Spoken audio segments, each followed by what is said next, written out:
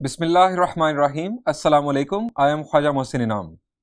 Students, इस lecture में हम देखेंगे कि किसी रैशनल फ्रैक्शन को उसकी पार्शियल फ्रैक्शंस में कैसे कन्वर्ट किया जाता है, यानी हम देखेंगे process of partial fraction resolution. तो आइए बोर्ड पर चलते हैं।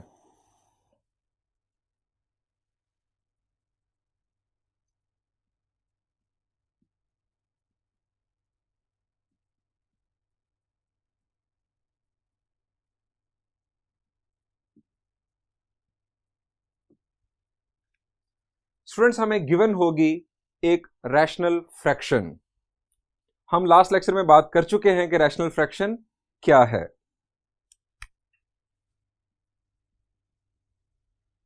Given a rational fraction P of x over Q of x, यानी ये है शक्ल किसी रैशनल फ्रैक्शन की। P of x, Q of x क्या है जी? ये पॉलिनोमियल्स है। Q of x जीरो नहीं होना चाहिए और P of x और Q of x इनके दरमियान कोई कॉमन फैक्टर नहीं होना चाहिए। अगर ये तीन शराइत पूरी हो रही हो, मैं दोबारा बात कर रहा हूं, P of x, Q of x polynomials हो, Q of x जीरो ना हो और इन दोनों में कोई कॉमन फैक्टर ना हो, तो ये एक रैशनल फ्रैक्शन है और हम इस रैशनल फ्रैक्शन की पार्शियल फ्रैक्शंस बना सकते हैं। आपको गिवन होगी एक रैशनल फ्रैक्शन। सबसे पहली चीज जो आपने देखनी होगी वो है कि वो रैशनल फ्रैक्शन प्रॉपर है या इम्प्रॉपर। कैसे चेक किया जाता है जी? प्रॉपर रैशनल फ्रैक्शन कौन सी होती है जी? लास्ट लेक्चर में हमने डिस्कस किया था, इफ डिग्री ऑफ न्यूमिरेटर यानी P of x, हम न्यूमिरेटर को यहां पर नाम दे रहे हैं P of x का, if degree of numerator is less than degree of denominator then it will be proper rational fraction. And if otherwise, अब लेस देन तो इसमें आ गया प्रॉपर में, अदरवाइज क्या होगा जी? इफ डिग्री ऑफ न्यूमिरेटर या P of x will be greater than और equal to Q of x या denominator, then it will be improper rational fraction. यानी सबसे पहला काम आपने चेक करना है कि जो गिवन रैशनल फ्रैक्शन है वो प्रॉपर है या improper.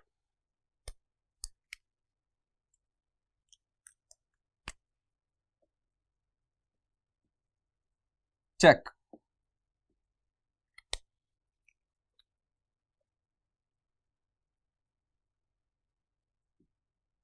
Given fraction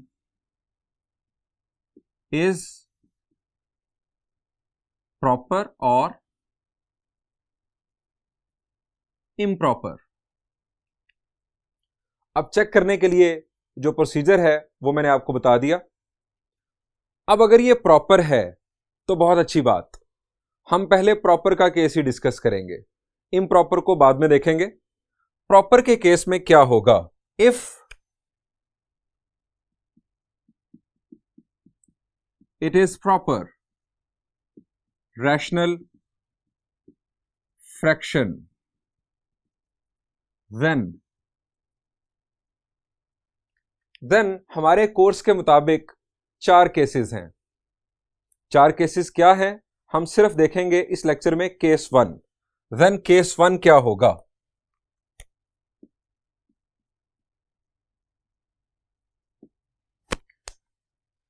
case one, अगर डिनोमिनेटर में नॉन रिपीटेड लीनियर फैक्टर्स हों, यानी Q of x में if Q of x has only non-repeated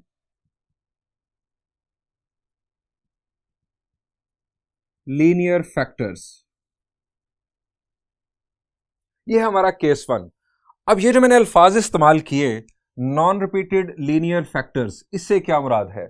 सबसे पहले तो लीनियर रिकॉल कर लें जी। लीनियर पॉलिनोमियल, जिसे हम यहां पर फैक्टर का नाम भी साथ दे रहे हैं, लीनियर फैक्टर क्या होता है? जी, एक ऐसा पॉलिनोमियल जिसमें x की मैक्सिमम पावर 1 हो, उसे हम कहते हैं लीनियर पॉलिनोमियल या फर्स्ट डिग्री पॉलिनोमियल। हमारी जो q ऑफ x है, जो डिनोमिनेटर है हमारा, उसमें लीनियर फैक्टर्स हों, और दूसरी बात नॉन रिपीटेड हों, यानी रेपिटेशन ना हो किसी भी फैक्टर की, एक एक दफा ही अपीयर हो। फॉर एग्जाम्पल,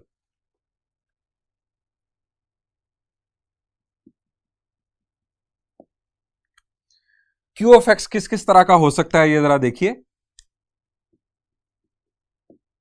यानी बात हो रही है डिनोमिनेटर की।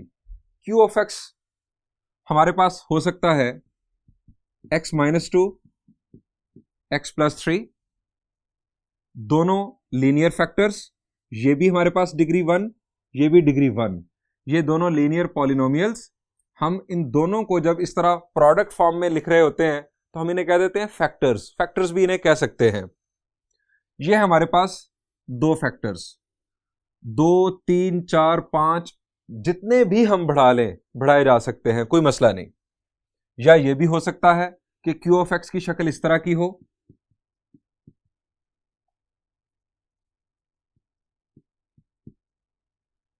अब जरा गौर करें, एक्स स्क्वायर माइनस 4 ये कहने को सेकेंड डिग्री है, क्वाड्रेटिक है, लेकिन यहां पर लिखा गया factors.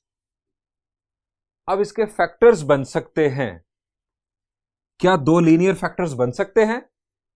The answer is yes. हम इसे लिख सकते हैं इस अंदाज में, x प्लस 2, x माइनस 2। ये बहुत ही आसान फैक्टराइजेशन, ए स्क्वायर माइनस बी स्क्वायर का हमारा कॉन्सेप्ट आप जानते हैं। अब ये क्या हो गए? ये हैं लीनियर फैक्टर्स और नॉन रिपीटेड।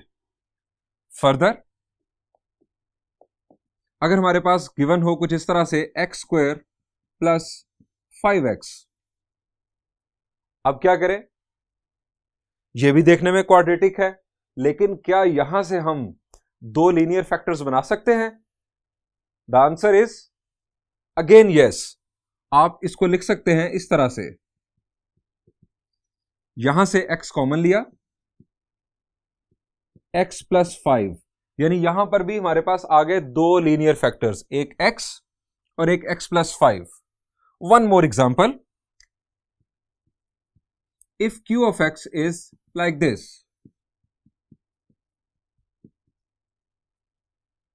हमारा डिनोमिनेटर कुछ इस तरह का हो, अगेन ये हमें एक क्वाड्रेटिक पॉलिनोमियल यानी सेकंड डिग्री पॉलिनोमियल नजर आ रहा है, तो यहां पर क्या इसके लीनियर फैक्टर्स बनाए जा सकते हैं? The answer is again yes. आप इसको फैक्टराइज करके दो लीनियर फैक्टर्स बना सकते हैं।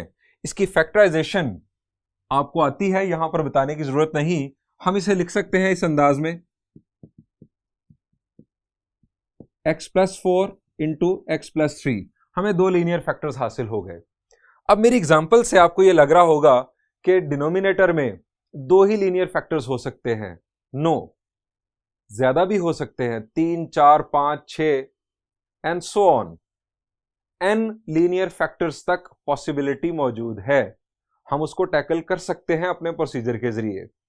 अब जनरली अगर हम ये लिखना चाहें q ऑफ x के बारे में, नॉन रिपीटेड लीनियर फैक्टर्स, तो किस तरह से लिखा जाएगा जरा देखिए।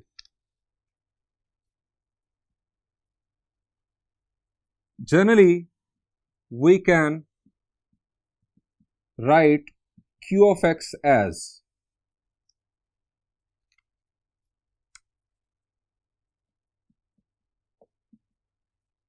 हमने लिखने हैं non repeated linear factors.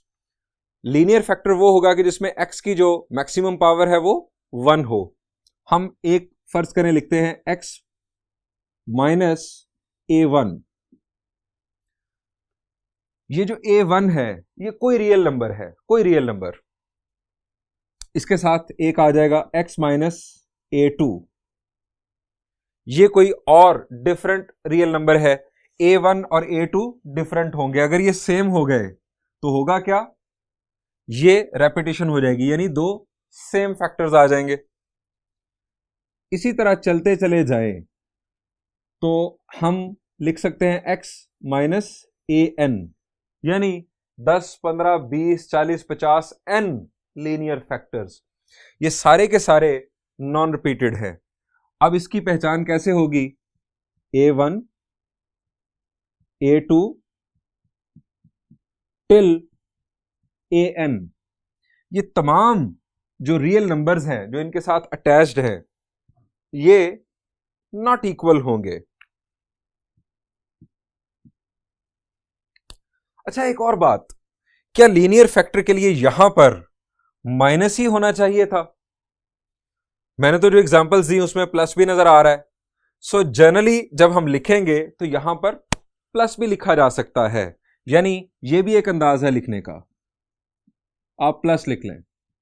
Linear factor इस तरह के भी हो सकते हैं, हो सकता है इनमें से कुछ पॉजिटिव हों कुछ नेगेटिव हों, लेकिन यह बात याद रहे कि ये सारे डिफरेंट होंगे, रेपिटेशन नहीं आएगी। अब रेपिटेशन किस तरह की हो सकती है, मैं एक काउंटर एग्जांपल आपको दे देता हूं। काउंटर एग्जांपल अलहदा से फर्ज कर लें, यहां पर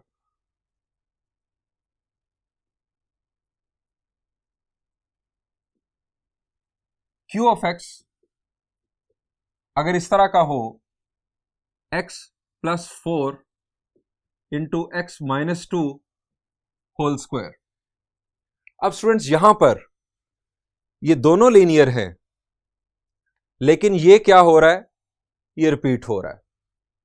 इसके ऊपर पावर 2 हो, 3 हो, 4 हो, 5 हो, ये x माइनस 2 लीनियर फैक्टर है, लेकिन क्या कर रहा है, ये रेपिटेशन कर रहा है।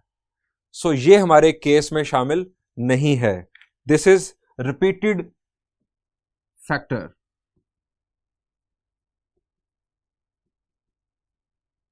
ये हमारा केस 1 नहीं है, ये हमारा केस 2 है। इसे हम नेक्स्ट एक्सरसाइज में डील करेंगे। अब आ जाए वापस, हमारे पास हैं Q ऑफ x के अंदर नॉन रिपीटेड लीनियर फैक्टर्स। करना क्या है, हम अपनी गिवन प्रॉपर रैशनल फ्रैक्शन को किस तरह से पार्शियल फ्रैक्शंस में कन्वर्ट करेंगे। We will right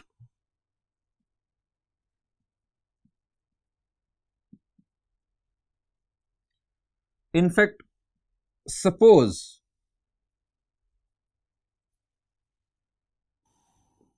P of x by Q of x as, हमारे पास डिनोमिनेटर में इस तरह के फैक्टर्स मौजूद हैं Q of x में।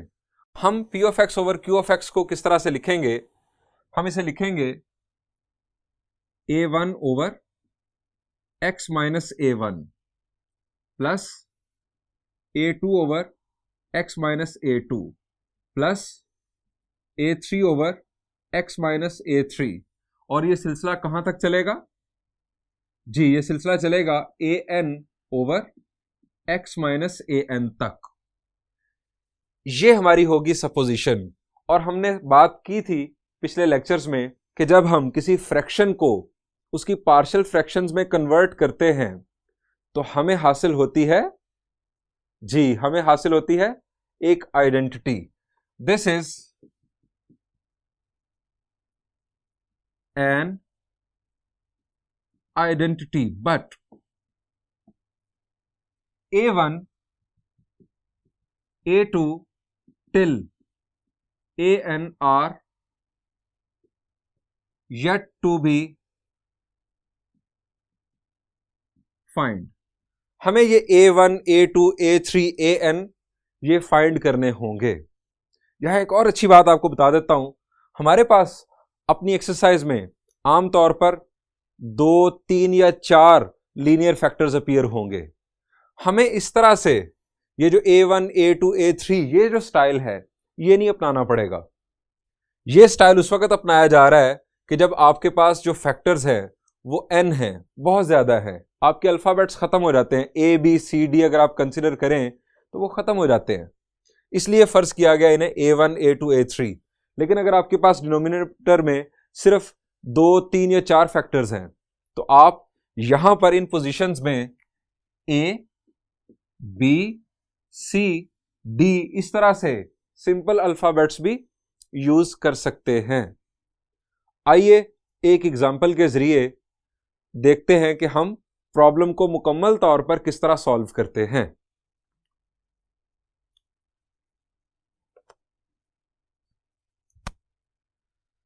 स्टूडेंट्स, पार्शियल फ्रैक्शन रेजोल्यूशन का प्रोसेस समझने के लिए हम अब यूज करेंगे एक्सरसाइज 5.1 का प्रॉब्लम नंबर 1।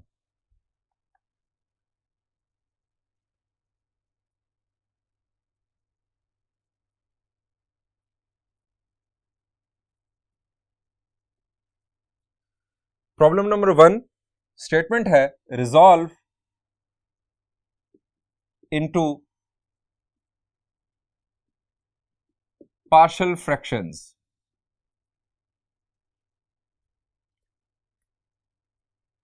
हमें गिवन है 1/x² - 1।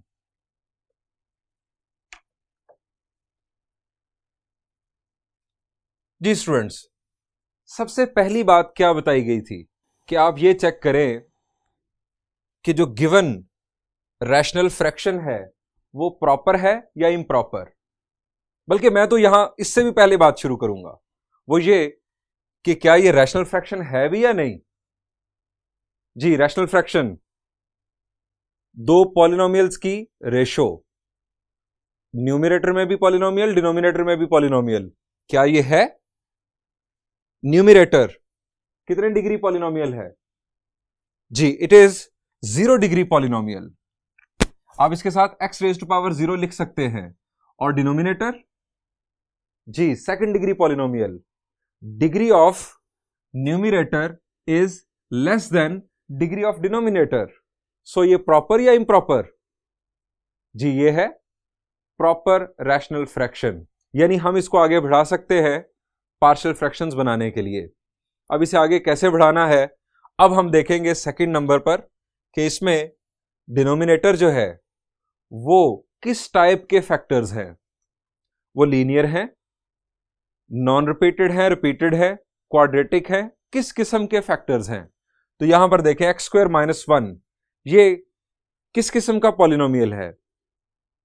जी, ये है तो सेकंड डिग्री पॉलिनोमियल। लेकिन क्या, सवाल यह है कि क्या आप इसके लीनियर फैक्टर्स बना सकते हैं? x² - 1 के लीनियर फैक्टर्स, आंसर इज जी बिल्कुल, आप बिल्कुल दुरुस्त सोच रहे हैं। इसके लीनियर फैक्टर्स होंगे x+1 और x-1। यानी ये हमारा केस 1 ही है, ये प्रॉपर रैशनल फ्रैक्शन है। और इसमें जो डिनोमिनेटर है q(x) है वो नॉन रिपीटेड लीनियर फैक्टर्स हैं। तो चलते हैं इसको सॉल्यूशन इसका देखते हैं।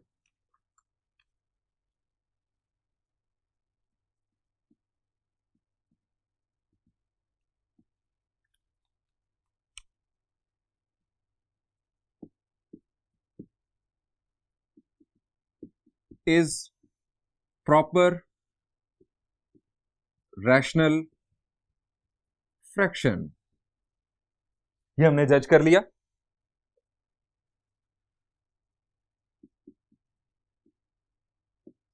वन ओवर x² - 1 इस फ्रैक्शन को हम क्या लिख सकते हैं, यानी इस डिनोमिनेटर को, जी हम लिख सकते हैं x+1 और x-1।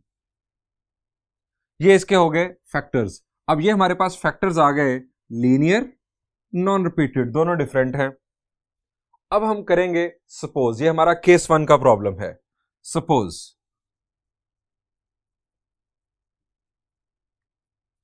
1 over x+1 into x-1। हर फैक्टर के लिए हम एक अल्फाबेट चूज करेंगे, अपना इंग्लिश अल्फाबेट कैपिटल लेटर्स में। हम चूज कर लेते हैं a over x+1 plus b over x-1। अच्छा, यहां आप सोच रहे होंगे कि क्या x+1 पहले लिखना जरूरी था?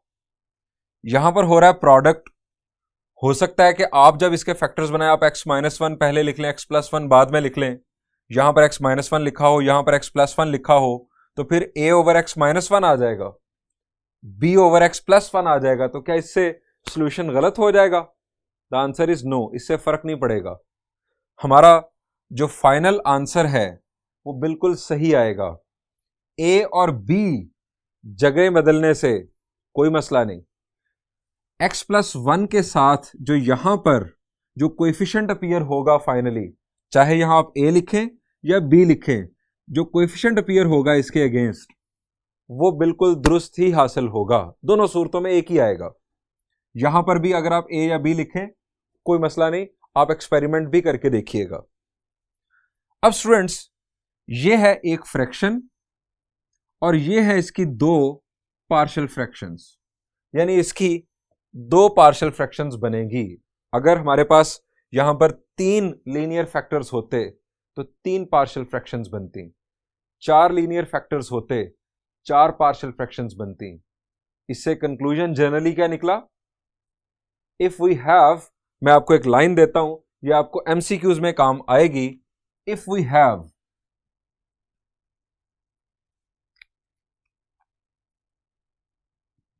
This is not part of solution, ये मैंने जो एक क्लाउड बना दिया यहां पर, ये सिर्फ आपको एक कॉन्सेप्ट देना है। If we have n linear factors in Q of x and non-repeated linear factors, non-repeated linear factors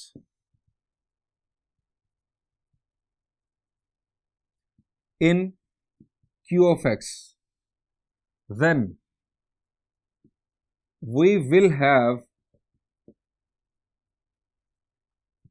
n partial fractions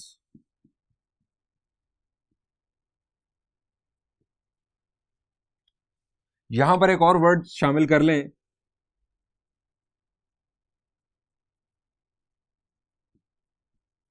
only, यानी लीनियर फैक्टर्स के अलावा कोई और फैक्टर्स ना हो, सिर्फ और सिर्फ लीनियर फैक्टर्स ही हों और वो नॉन रिपीटेड हों। और कितने हों? n, यानी अगर 5 होंगे तो 5 पार्शियल फ्रैक्शंस बन जाएंगी, 10 होंगे 10 बन जाएंगी, यहां पर 2 है तो 2 बनेंगी। अब ये है इसकी पार्शियल फ्रैक्शंस। हमें सिर्फ यहां पर जरूरत है a और b की वैल्यूज की। हमें ये a और b की वैल्यूज मिल जाएं, हमारा काम हो जाएगा।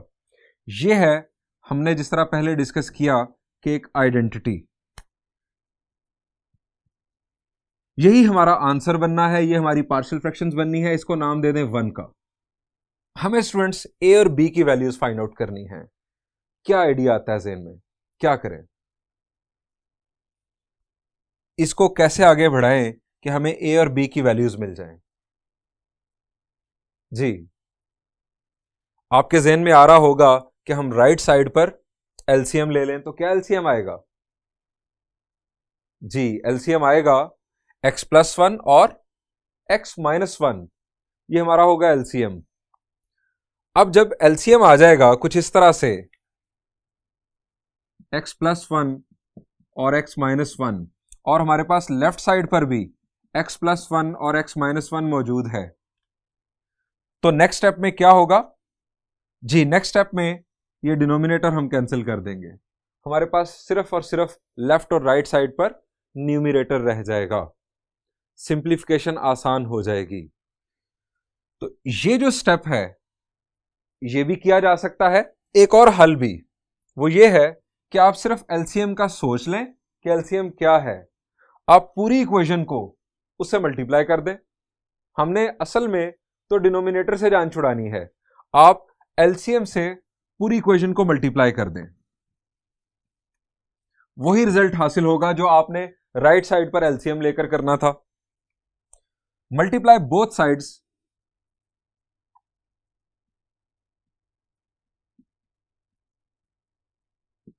Bye x+1 x-1। जब दोनों साइड्स को हम मल्टीप्लाई करेंगे x+1 और x-1 से, क्या होगा?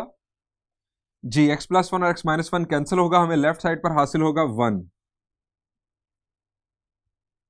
जब हम इसे a over x plus one को मल्टीप्लाई करेंगे x plus one into x minus one के साथ, तो जी x प्लस वन के साथ होगा cancel, a into x minus one हमें हासिल होगा, प्लस x माइनस वन के साथ कैंसिल हो जाएगा, हमें हासिल होगा b into x plus one. हमें a और b की वैल्यूज चाहिए। ये हमारे पास एक आइडेंटिटी है, हमने इसे यहां से हासिल किया। आगे ये एक आइडेंटिटी है। हमने बात की थी कि फ्रैक्शन को जब उसकी पार्शियल फ्रैक्शंस में हम कन्वर्ट कर लेते हैं, जब हम उस अंदाज में लिखते हैं, तो ये एक आइडेंटिटी होती है। और आइडेंटिटी की क्या खास बात है?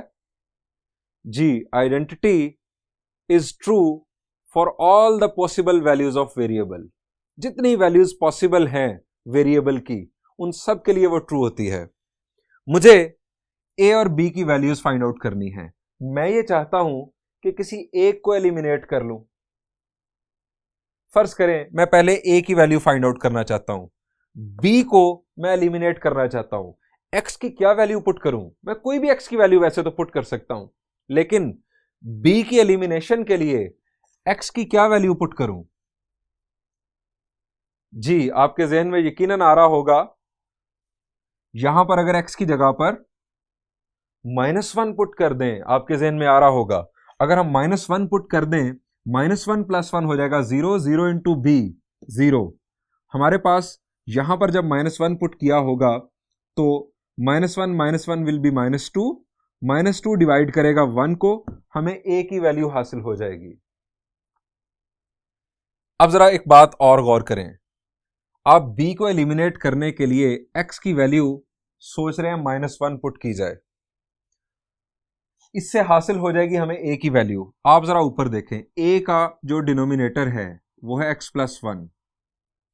x प्लस वन को अगर इक्वल टू 0 लिखकर हम सॉल्व करें, x प्लस वन को इक्वल टू 0 लिखकर अगर आप सॉल्व करें, तो हमें x की वैल्यू हासिल होती है -1। अगर हम यहां से वैल्यू ले रहे हैं, x की वैल्यू आ रही है -1, वो यूज करने से a सॉल्व की वैल्यू हमें मिल जाएगी।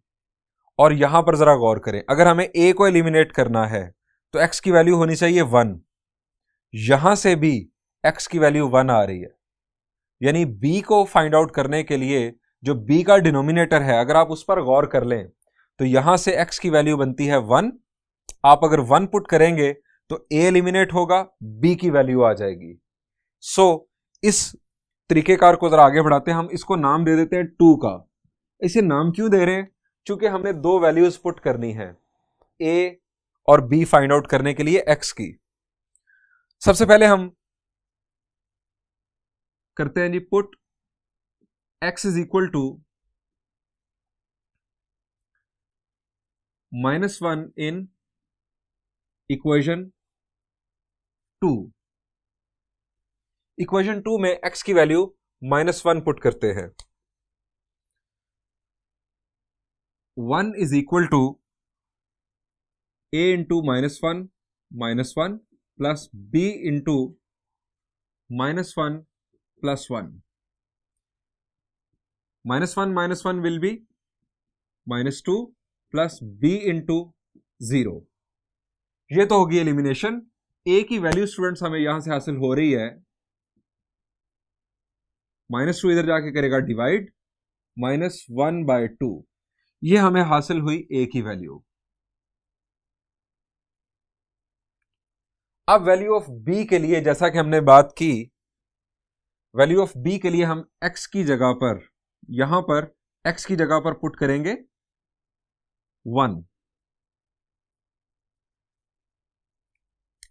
पुट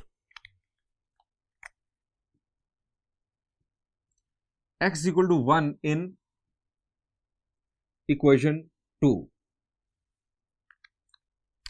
लेफ्ट साइड पर तो 1 ही है, 1 - 1 प्लस b 1 + 1। x की जगह पर स्टूडेंट्स हमने 1 पुट कर दिया। यहां पर हमें हासिल हुआ 1 - 1 0, और यहां पर b इंटू 2, ये तो हो गया 0। b की वैल्यू क्या आ गई जी, 2 उधर जाके करेगा डिवाइड, इट इज 1/2। ये स्टूडेंट हमें हासिल हुई b की वैल्यू 1/2। अब ये a और b की वैल्यूज हम दोनों पुट करेंगे कहां पर जी, हम ये वैल्यूज पुट करेंगे इक्वेशन 1 में, और ये हमें इस एक फ्रैक्शन की पार्शियल फ्रैक्शंस हासिल हो जाएंगी।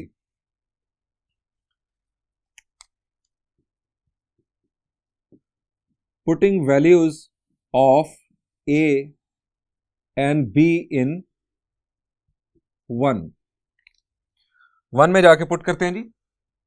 1/x+1 x-1 is equal to a की वैल्यू -1/2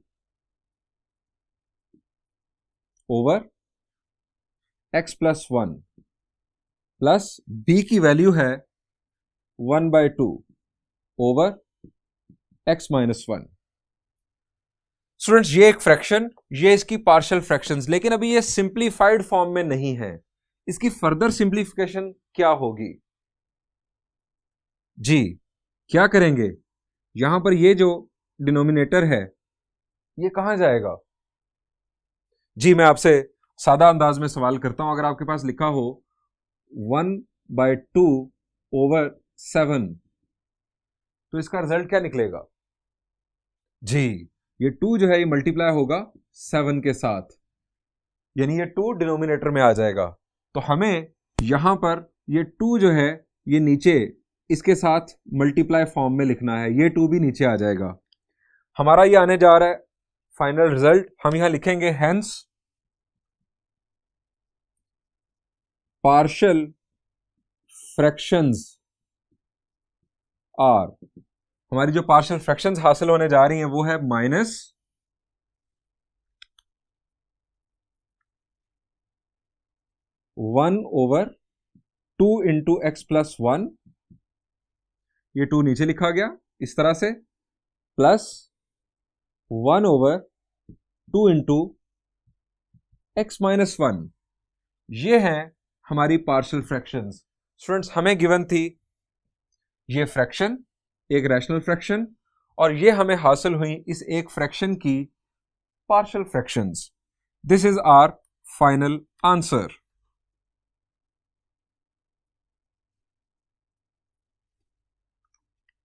स्टूडेंट्स, इसी प्रॉब्लम को सॉल्व करने का एक मेथड और भी है, वो भी आपके साथ शेयर करता हूं।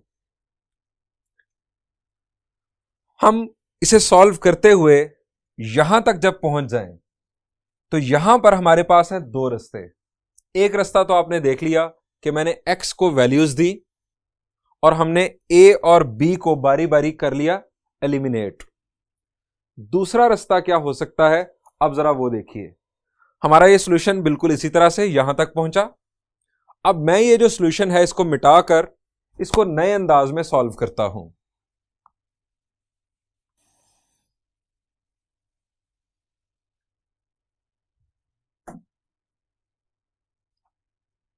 दूसरा रास्ता हमारे पास स्टूडेंट यहां पर यह है कि हम ये प्रोडक्ट परफॉर्म कर दें।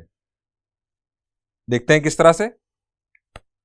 लेफ्ट साइड पर 1 is equal to ax minus a plus bx plus b, हमने प्रोडक्ट परफॉर्म कर दिया। नेक्स्ट, अगर आपको कहा जाए सिंप्लीफाई करें तो आप क्या करेंगे जी, बिल्कुल आप सही सोच रहे हैं। यहां पर अगर आप गौर करें तो नेक्स्ट स्टेप एक ही बनता है, और वो ये है कि हम इन दोनों में से x कॉमन ले लें, कुछ इस तरह से। अब x कॉमन लेने से हमें बचेगा ब्रैकेट में a प्लस b, और नेक्स्ट आ रहा है माइनस a प्लस b। ये हमारे पास एक इक्वेशन हासिल हुई। हमें a और b की वैल्यूज फाइंड आउट करना है।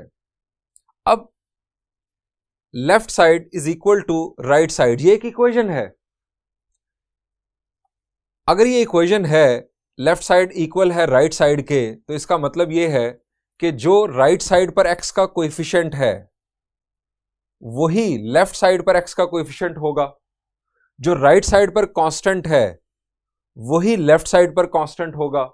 लेकिन मैंने जो पहले बात की, जो राइट साइड पर x का कोएफिशिएंट है a प्लस बी, वही लेफ्ट साइड पर होना चाहिए, लेकिन लेफ्ट साइड पर तो x नजर ही नहीं आ रहा, इक्वल लिखा हुआ है। अब लेफ्ट साइड पर हम x को किस तरह से इमेजिन कर सकते हैं? क्या मैं यहां पर फर्ज कर सकता हूं इस तरह से 0x लिख सकता हूं? जी बिल्कुल लिख सकता हूं। इसका मतलब यह होगा कि a प्लस बी इक्वल होगा 0 के, जो कोएफिशिएंट्स हैं दोनों तरफ के वो इक्वल होंगे। हमारे पास जो कांस्टेंट है वो क्या है? माइनस ए प्लस बी हमारा कांस्टेंट है। Minus a plus b equal होगा किसके? जी इस कांस्टेंट के, दैट इज 1। हम यहां लिखेंगे equating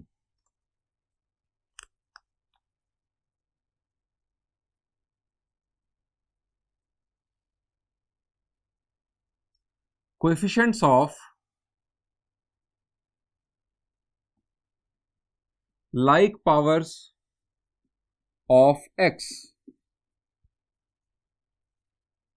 a plus b right side पर x का कोएफिशिएंट, लेफ्ट साइड पर 0x हम इमेजिन कर रहे हैं, तो 0 होगा कोएफिशिएंट, और यहां से कांस्टेंट है माइनस ए प्लस बी, इधर कांस्टेंट और इधर कांस्टेंट क्या है? 1। अब ये हमारे पास बन गई दो और इक्वेशंस। इस प्रोसीजर में स्टूडेंट्स यहां पर ये नंबर 2 देने की जरूरत नहीं है। अगर हम ये मेथड फॉलो कर रहे हैं तो यहां नंबर 2 देने की जरूरत नहीं है। लेकिन अगर आपने नाम रख भी लिया है, इसको नाम दे देते हैं 3 और 4 का। हमें ए और बी की वैल्यूज चाहिए, क्या करें? बहुत ही आसान। इन दोनों इक्वेशंस को किस तरह से आपस में सॉल्व करें कि हमें ए और बी मिल जाए? जी अगर हम ऐड करेंगे तो ए कैंसिल हो जाएगा, बी की वैल्यू मिल जाएगी, और अगर हम सब्ट्रैक्ट कर दें तो बी कैंसिल होगा, ए की वैल्यू मिलेगी। तो हम इन्हें ऐड कर लेते हैं। Adding 3 and 4, a plus b is equal to 0 minus a plus b equal to 1। Add कर रहे हैं तो सिंपली ये कैंसिल, हमें हासिल हुआ यहां पर 2b is equal to 1, b की वैल्यू 1/2। जरा रिकॉल करें कि पहले b की वैल्यू क्या आई थी? जी बिल्कुल वहां पर भी 1/2 ही आई थी। ये हमें मिल गई b की वैल्यू 1/2। अब क्या करें? जी अब इसको पुट कर दें किसी एक इक्वेशन में, किसी में भी पुट कर दें, हमें a की वैल्यू मिल जाएगी। Putting in equation 3, a plus 1/2 is equal to 0, a की वैल्यू मिली -1/2। ए और बी की वैल्यूज, अगेन वही काम, हमें तो ए और बी की वैल्यूज फाइंड आउट करने का प्रोसीजर बदला है। ये दोनों वैल्यूज हम जाकर कहां पुट करेंगे? जी हम पुट कर देंगे 1 में, और 1 में पुट करने से अगेन स्टूडेंट्स हमें वही पार्शियल फ्रैक्शंस हासिल होंगी। इसके बाद बिल्कुल वही स्टेप्स जो हमने पिछले मेथड में अडॉप्ट किए। स्टूडेंट इसके बाद हम बढ़ते हैं नेक्स्ट प्रॉब्लम की जानिब। Thank you and Allah Hafiz.